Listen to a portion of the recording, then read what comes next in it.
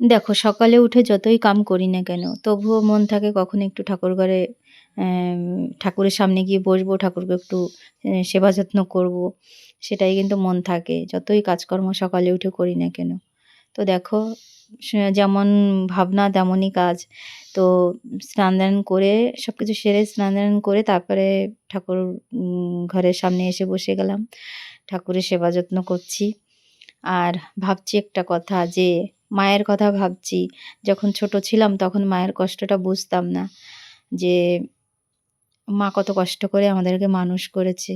আর যখন আমি মা হয়েছি তখন এখন বুঝতে পারি যে মায়ের কত কষ্ট হয়েছে আমাদেরকে মানুষ করতে। তো একটা মাই পারে তার মেয়ের কষ্ট বুঝতে।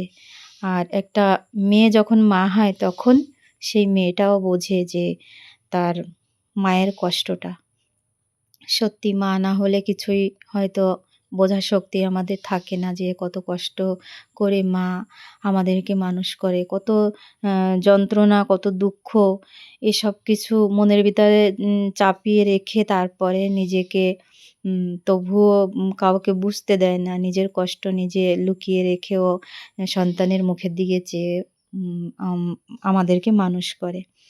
তো তোমাদের সঙ্গে কথা বলতে, বলতে দেখো আমার পুজো করা হয়ে গেল। আমি চলে এসেছি রান্নাঘরে। পুজো করা হয়ে গেছে, এবার নিজেদেরও তো পেট পুজো করতে হবে। তার জন্য রান্নাঘরে চলে এসেছি। আজকে রান্না করব ডাল, যেহেতু শনিবার তার জন্য রান্না করব ডাল। আর শনিবারের ভিডিওটাই ছিল এটা। যেহেতু এডিট করা ছিল না বলে আমি ভিডিও দিতে পারিনি। তো ভিডিওটা আজকেই দেব। দেখো ডাল ভাজা করে তারপরে আমি একটু জল ঢেলে দিয়েছি। এটা হতে থাকুক, আমি ততক্ষণ সবজিগুলো কেটে কুটে গুছিয়ে নেব। এই যে দেখো আমার সবজি কাটা হয়ে গেছে। তো কী দিয়ে কী রান্না করছি তোমরা ভিডিওটা পুরো দেখতে থাকো, তারপরে বুঝতে পারবে। ডালও সিদ্ধ হয়ে এসছে প্রায়। ব্যাস রান্না আমার কমপ্লিট। দেখো পেঁপে দিয়ে মুগের ডাল করেছি।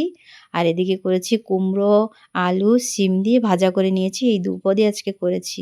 বসে গেছি সবাইকে নিয়ে খেতে, রোজ দিনের মতো সবাইকে নিয়ে বসে গেছি খেতে।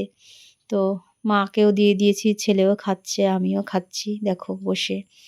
তো কেমন লাগলো আজকের ভিডিওটা তোমরা জানিও। সবাই ভালো থেকো, সুস্থ থেকো।